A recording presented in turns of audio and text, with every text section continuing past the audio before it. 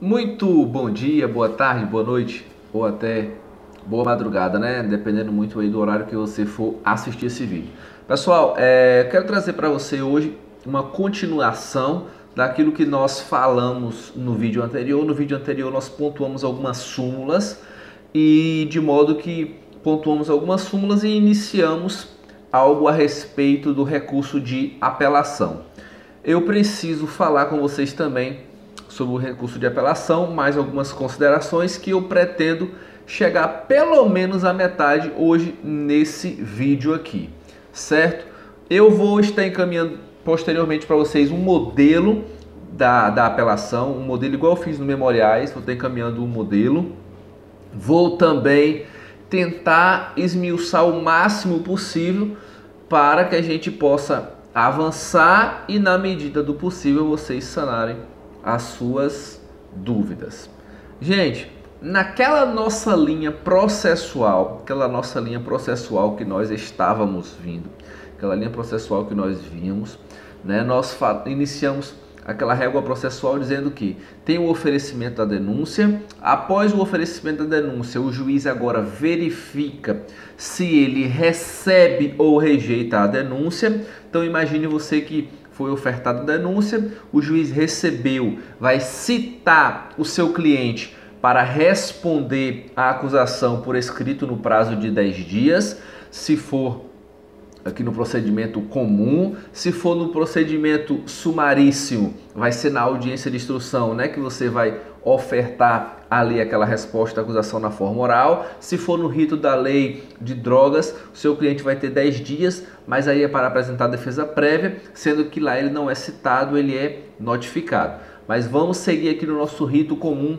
ordinário, que é o que vai dar maior base para nós estudarmos a apelação. Então veja, ofertada a denúncia, o juiz recebe a denúncia, ele pode rejeitar, mas aqui no nosso caso ele vai receber. Então, ofertada a denúncia, o juiz recebeu, citou, o seu cliente agora apresentou resposta escrita à acusação, o juiz confirmou o recebimento da denúncia, manteve o recebimento da denúncia e designou o quê? Audiência de instrução e julgamento. Na audiência de instrução e julgamento, o juiz agora vai ouvir o ofendido, se possível for, vai ouvir as testemunhas de acusação, testemunhas de defesa, se existir esclarecimentos técnicos a serem feitos, vai fazer o interrogatório e, sendo possível, atendendo aquilo que está disposto no Código de Processo Penal, em sendo possível, ele vai finalizar a instrução, ele vai finalizar naquela própria audiência una, ele vai ouvir o Ministério Público em suas alegações orais por 20 minutos e vai ouvir também a defesa em suas alegações orais por 20 minutos e vai proferir a sentença. Lembrando o seguinte, se não houver a apresentação de alegações na forma oral e for convertido em memoriais escritos, o memorial escrito tem um prazo de 5 dias.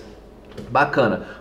Realizados os memoriais escritos ou feita as alegações na forma oral, tanto faz, o próximo passo é que nós vamos ter agora o quê? Nós teremos agora uma sentença, uma decisão. O juiz agora ele vai decidir o processo. E a partir desta sentença, a partir do desdobramento dessa sentença, vai surgir aí, obviamente, para o nosso cliente, o direito de recorrer.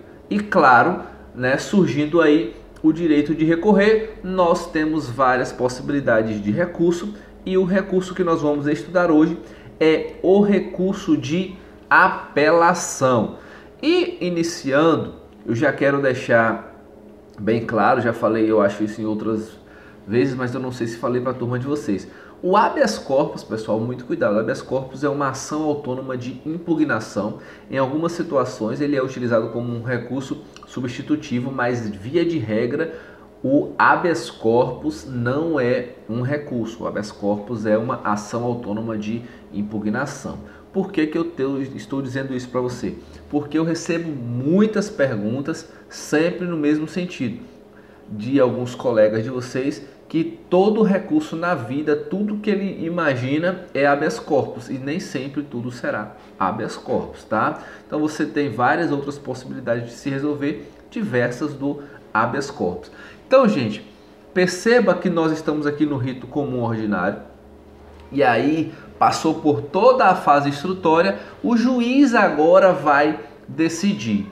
É fato e é óbvio que se o seu cliente venha a ser absolvido, você não vai fazer peça recursal. Seu cliente foi absolvido, você obviamente não vai fazer nenhum pedido, né? Não vai pedir nenhum recurso. Só tome cuidado com isso, tá? Tome cuidado com isso, porque você não vai fazer, mas o Ministério Público vai fazer. Por que eu estou lhe dizendo isso? Porque na sua prova de OAB, você pode se deparar com duas situações. Nenhuma situação você vai ter que fazer toda a peça de apelação, a interposição e as razões. Em outra prova, você pode agora, em outras situações, o que pode acontecer? Em outras situações, você pode receber um enunciado e nesse enunciado vai lhe dizer que o Ministério Público já recorreu e você agora tem que apresentar o quê? As contrarrazões. Então, são duas situações que podem acontecer. Na primeira situação, você pode ter que apresentar o recurso completo, né? Houve uma sentença penal condenatória desfavorável ao seu cliente, você tem razões para recorrer, você vai fazer o quê? Ingressar agora com o recurso de apelação. Imagine agora o oposto. O seu cliente teve uma sentença favorável, você trabalhou tranquilamente e o seu cliente foi absolvido. O Ministério Público agora vai recorrer por via de apelação e aí essa interposição quem vai fazer é ele, porque é ele que está recorrendo. Então ele faz a interposição e apresenta as razões. Você, nesse caso, terá que apresentar as contra-razões. Então, gente, tome muito cuidado quando você lê o enunciado, porque de repente você vai ler o enunciado, vai ouvir falar de recurso e já vai direto fazer apelação e necessariamente não vai ser uma razão, você vai ter que apresentar contra-razões. O que eu quero também deixar demonstrado para você é o seguinte: nós falamos em condenação, você esqueça a resposta à acusação, esqueça memoriais. Eu estou te dizendo isso para que você não tenha dificuldade de identificar a sua peça. Você não tem dificuldade de identificar a sua peça. Lembre o seguinte: se nós já temos uma sentença definitiva, seja condenatória, seja absolutória, nós temos uma sentença definitiva ou com força de definitiva, foi proferida por um juiz ali singular, de forma fundamentada, nós temos uma decisão. Pelo amor de Deus, não vá apresentar uma resposta à acusação, não vá apresentar memoriais, não vá fazer o famoso habeas corpus, tá? Nós temos recursos específicos. Por que eu estou te dizendo isso? Porque, veja só, a lei vai dizer para nós, o Código de Processo Penal, me permita fazer a leitura, ele vai dizer lá no artigo 593, parágrafo 4º, a seguinte redação: quando cabível a apelação, não poderá ser usado um recurso ou recurso em sentido estrito, ainda que somente de parte da decisão se recorra. O recurso em sentido estrito é aquilo que alguns doutrinadores, né, já de forma resumida, chama de rese, recurso em sentido estrito. Então veja, gente, se for cabível a apelação, você só pode fazer apelação, você não pode fazer outra situação, você não pode entrar com recurso em sentido estrito, você não pode entrar com embargo, você não pode entrar com recurso especial. Há uma sequência lógica a ser seguida. Então vamos lá? Qual é o cabimento? Eu trouxe para vocês três situações. A primeira está no artigo 593 do CPP, a segunda está no artigo 416 do CPP e a terceira está no artigo 82 da Lei 9.099. Gente, o artigo 593, se você fizer a leitura exclusivamente desse artigo, você pode ser levado a perder uma questão de prova. Inclusive, salvo engano, foi 3 ou 4 exames anteriores, acho que 3 exames anteriores da OAB, houve uma situação dessa, onde a apelação a ser interposta não estava fundamentada no 593. ela estava fundamentada no 416, que é uma outra situação que também vai permitir apelação. Então, era uma conjugação.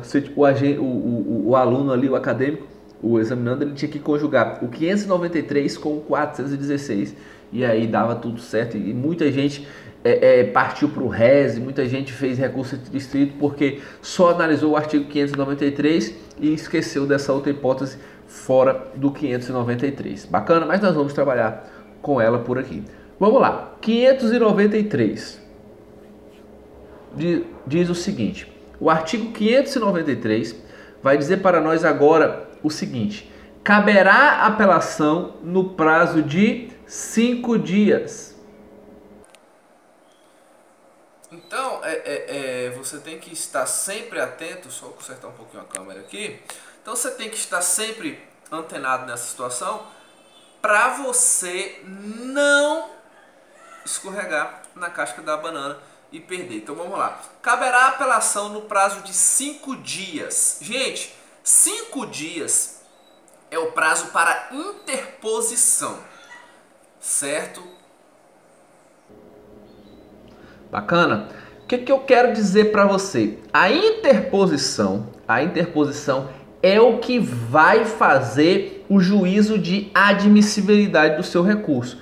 Então veja, se você interpôs a apelação dentro do prazo legal, o seu recurso é tempestivo, o juiz vai fazer o juízo de admissibilidade, vai receber o seu recurso e vai te intimar para apresentar as razões se foi você que interpôs, certo? O que eu estou te dizendo isso?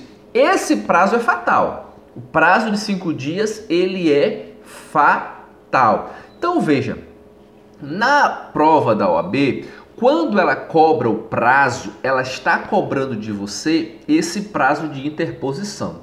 É bem verdade que lá na OAB, quando você for apresentar a sua peça, você vai datar tudo do mesmo dia. O dia da interposição e o dia das razões vai ser a mesma data, contanto que esteja certa a data da interposição. Por quê, gente? Porque a data da apresentação das razões, que são 8 dias para apresentar razões, é uma data imprecisa. Agora tome muito cuidado.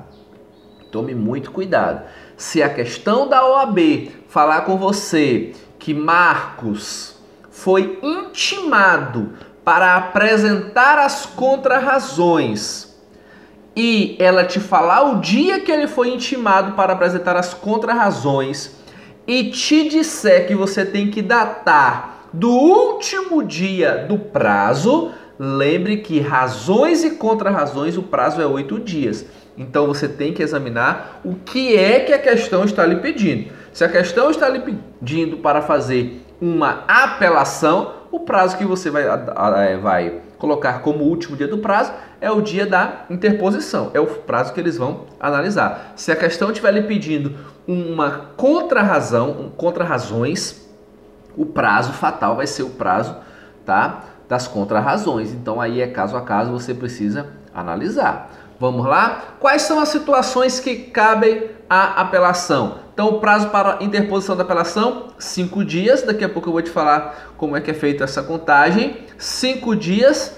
para apelação de que? Sentença definitiva de condenação, absolvição proferida por juiz singular. Então, sentença penal condenatória ou absolutória. Seu cliente foi condenado a 25 anos, a pena está injusta. Você verificou que teve alguma nulidade, a sentença foi proferida sem fundamentação, houve uma punição excessiva, o seu cliente sofreu na terceira fase uma causa de aumento de pena que sequer foi trabalhado. Então, o seu cliente deixou de ser beneficiado com uma atenuante. Tudo isso você vai jogar na sua apelação. Então, houve uma sentença penal condenatória, apelação. Sentença penal absolutória, apelação.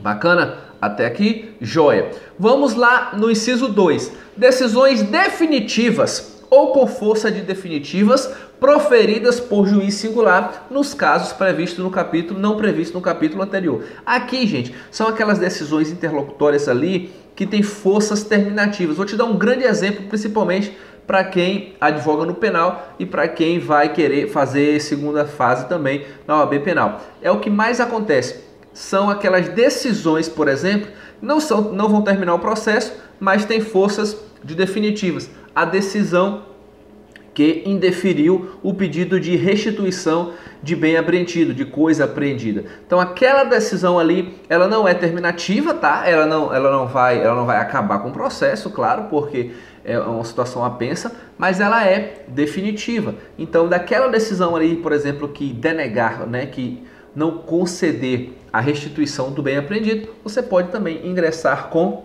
apelação. E uma grande inovação que veio para o recurso de apelação foram as decisões do Tribunal do Júri. Até 2008, por exemplo, nós tínhamos um recurso específico para o Tribunal do Júri. Até 2008, nós tínhamos o famoso protesto por um novo júri, que era um recurso, gente, específico, era um recurso exclusivamente realizado para o Tribunal do Júri. Então, saía uma condenação e aí de imediato ali o advogado, às vezes até no próprio plenário, já manifestava a sua intenção em recorrer, dizendo ali, né, que iria protestar por um novo júri. Mas com a reforma do CPP em 2008, houve agora uma ampliação maior para os recursos do Tribunal do Júri e ficou assim bem mais específico. Então o inciso 3, ele traz para nós 4 alíneas. Então veja, quando é que vai caber a apelação? Sentenças condenatórias ou absolutórias, sentenças definitivas ou com forças de definitivas proferidas ali pelo juiz singular, e das decisões do Tribunal do Júri. Cuidado que não são, obviamente, todas as decisões do Tribunal do Júri, tá? Então a primeira, decisões do Tribunal do Júri, quando ocorrer nulidade posterior à pronúncia. E aqui eu quero abrir um parêntese com você. Cuidado, o rito do Tribunal do Júri, vocês ainda vão ver lá em Processo Penal 2 comigo, mas eu já vou fazer uma observação aqui. O rito do júri, nós temos 2 fases, viu, gente? A fase que nós costumamos chamar o sumário de culpa, e a segunda fase, que é a fase plenária. Então veja o seguinte, no rito do júri, quando você vai apresentar os memoriais, você vai pedir impronúncia, absolvição imprópria, tá?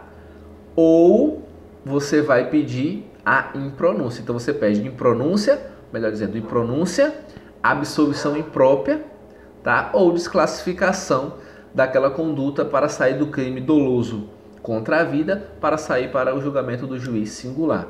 O que eu quero te dizer com isso? No júri, se o juiz decide submeter o réu ao julgamento, o nome desta decisão é decisão de pronúncia. Então lembre, no rito do júri, se o juiz pronunciar, ele está dizendo, vou mandar para o réu, ou melhor, vou mandar para o Tribunal do Júri. E é isso que eu quero que você observe. Rito do júri, nós temos 2 fases. Uma fase é até a decisão se vai ser pronunciado ou não, e a segunda fase, que é o plenário do júri, de onde vai sair a sentença penal condenatória. Então, gente, a sentença de pronúncia é uma sentença não terminativa, tá? Ela não termina o processo, ela apenas encerra a primeira fase do rito do júri, que é justamente a pronúncia, é dizer que vai submeter o réu ao julgamento do plenário do júri. E o que eu quero dizer para você?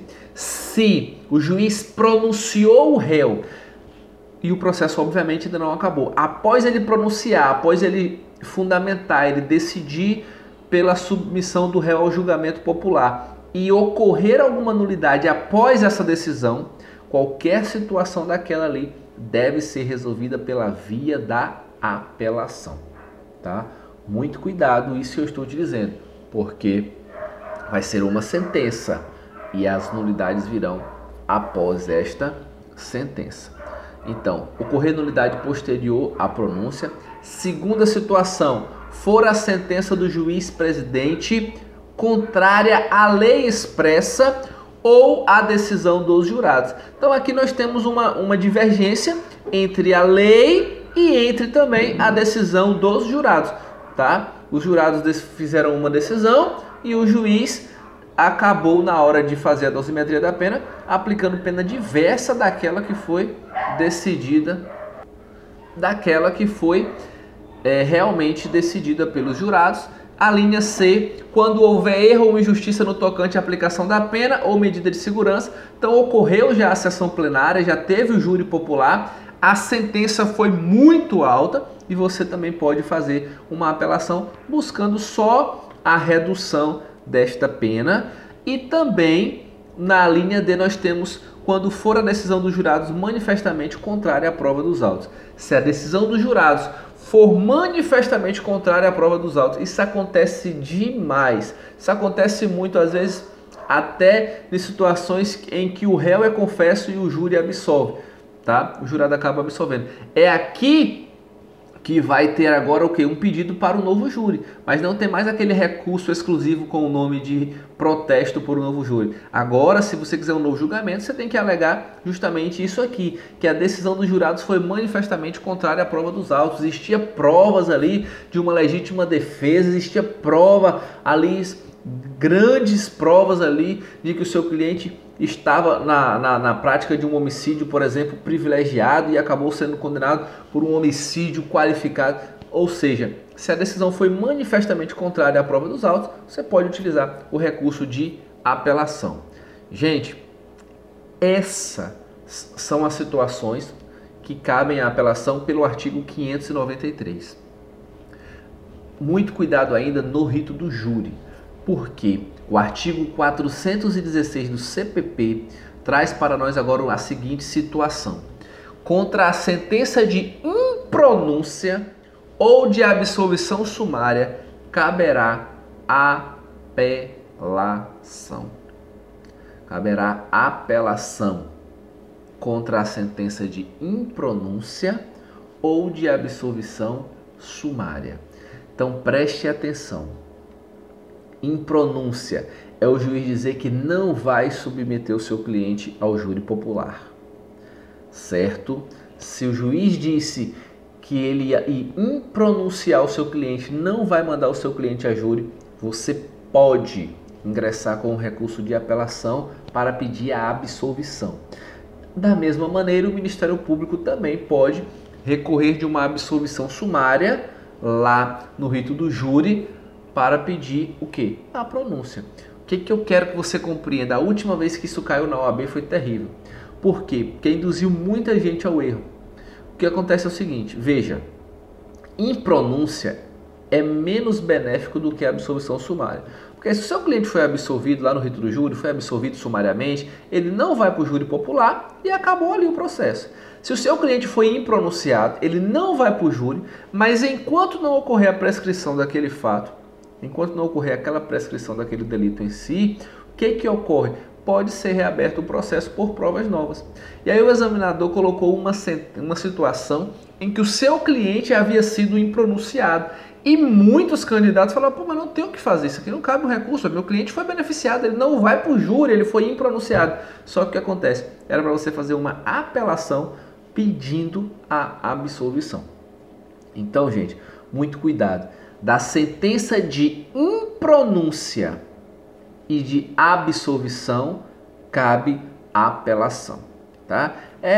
Tem até alguns professores que falam vogal com vogal, tá? Cabe apelação, ou seja, impronúncia e absolvição, cabe apelação. Vogal com vogal também, o final é vogal. Se for sentença de pronúncia, o recurso é outro, é recurso em sentido estrito. E essa palavrinha, pronúncia e impronúncia, pode acabar gerando uma confusão para você. Então nós temos o artigo 593, que diz o rol para as causas todas comuns. O artigo 416 acrescenta no rito do júri, se foi impronúncia ou absolvição sumária, também cabe apelação. E nós ainda temos o artigo 82 da Lei 9.099, que vai dizer outras situações. Para a Lei 9.099, nos ritos de menor, do rito da Lei 9.099, nos crimes de menor potencial ofensivo, quando é que cabe a apelação, gente? Vai caber a apelação da sentença que rejeitar, ou melhor, da decisão, corrigindo, da decisão que rejeitar ou que, melhor dizendo, que julgar aquela denúncia. Então veja, decisão que rejeitou a denúncia, apelação. Decisão agora que acolheu aquela denúncia, que trouxe uma sentença penal condenatória, também apelação. Decisão que rejeita a queixa, também cabe sentença penal, ou melhor, cabe apelação. Me permita fazer a leitura para ficar mais claro. Artigo 82. Da decisão de rejeição da denúncia ou queixa e da sentença caberá apelação, que poderá ser julgada por turma composta por 3 juízes em exercício no primeiro grau de jurisdição, reunidos na sede do juizado. Então, decisão de rejeição da denúncia ou da queixa e da sentença cabe o quê? Apelação. Isso no rito da Lei 9.099. E aqui tem uma seguinte observação, que esta apelação, gente, parágrafo 1º, a apelação deverá ser interposta, o prazo aqui é diferente, é 10 dias, e nesses 10 dias deve vir tanto as razões quanto a interposição, tanto a interposição quanto as razões. Se for Lei 9.099, nós temos que fazer as interposições, a interposição e fazer as razões. Não esqueçam disso, não esqueçam. Deixe isso bem claro aí para você. Bacana? Seguindo aqui ainda, nós vamos agora falar as principais teses. Então veja, se você pode falar sobre nulidade, você vai pedir o quê? A anulação. Se você pedir a extinção da punibilidade, o pedido é o mesmo, extinção da punibilidade. Falta de justa causa, você pede uma absolvição. Punição excessiva, desclassificação ou redução da pena, autoridade arbitrária, uma concessão de um direito subjetivo. De repente seu cliente fazia jus à suspensão condicional do processo, não foi ofertada a ele. De repente o seu cliente está sendo condenado por um roubo qualificado, quando na verdade não ficou demonstrada nenhuma qualificadora. Já tem uma extinção da punibilidade no processo, foi amplamente provado, mas o juiz acabou que não concedeu. O juiz não fundamentou a decisão ou fundamentou com prova ilícita. Isso tudo é nulidade, então aí você alega também. Obviamente você pode recorrer do todo, você pode recorrer de parte, você não precisa necessariamente na sua apelação ter todas essas teses. Estou trazendo para você as principais teses que podem ocorrer no caso de uma apelação comum. Se for uma apelação do Tribunal do Júri, já é um pouco diferente. Na apelação do Tribunal do Júri, você vai ter que alegar a linha por a linha, se você for alegar todas. Ou então você identifica a linha que você vai fazer. Então, por exemplo, se você for alegar nulidade posterior à pronúncia, o seu pedido é de um novo julgamento. Houve uma nulidade posterior à pronúncia, você pede um novo julgamento. Se houve a sentença do juiz contrária àquela decisão dos jurados, você pede uma retificação. Se houve uma injustiça, uma aplicação de pena excessiva, você pede uma redução de pena, uma retificação da pena. Agora, se houve também uma decisão dos jurados contrária à prova dos autos, você vai pedir o quê? Você vai pedir um novo julgamento, certo? Lembrando sempre, gente, daquilo que eu te disse, a apelação você tem que interpor e apresentar as suas razões. São peças distintas, peças separadas. Interposição é uma peça, razões vem em outra peça. Bacana? Para a gente finalizar, eu vou deixar para falar dessas duas peças na próxima aula, mas já para a gente adiantar, o prazo é 5 dias para interpor e 8 dias para razoar. Só tem algumas observações. O Ministério Público tem 5 dias do dia que ele for intimado, né, efetivamente. E em alguns casos ele chega a ser intimado na própria audiência porque já proferiu a sentença naquela audiência. Se a sentença foi publicada na audiência, o prazo começa a contar dali. O querelante, que é aquele da ação penal privada, a mesma coisa, 5 dias para interpor. Só uma única exceção, se não for encontrado o querelante ou o seu defensor, o prazo vai ser de 10 dias, ocorrendo aí a publicação de um edital. Então vai ter um edital de 10 dias abrindo esse prazo. Assistente de acusação pode apelar? Pode, muito cuidado. Se ele for um assistente de acusação já habilitado nos autos, ele tem 5 dias para apelar após o prazo do Ministério Público. Se ele for um assistente de acusação não habilitado, ou seja, ele ainda não está no processo, ele tem 15 dias depois que finalizar o prazo da acusação. E a defesa, gente, a defesa tem um prazo de 5 dias a partir do momento que o réu for intimado e o defensor também. A regra predominante na doutrina é essa, que seja o réu solto ou seja o réu preso, tem que citar ele pessoalmente e citar também, e melhor, intimar ele pessoalmente e intimar também o seu defensor. E a partir daí o prazo começa a ser contado. Lembrando sempre que no rito dos juizados você foi intimado, você não vai ter 5 dias para interpor e 8 para arrazoar. Você vai ter 10 dias para interpor e arrazoar. Bacana? Gente, qualquer dúvida você manda uma mensagem no respectivo dia da sua aula, ou se não conseguir assistir no dia, manda também, que aí na medida do possível eu tento te responder. Na próxima aula eu já irei trabalhar com vocês o endereçamento e na próxima aula eu mando já o endereçamento, tudo certinho e uma forma de como é feito essa apelação. Bacana? Fique com Deus, um abraço e até a próxima.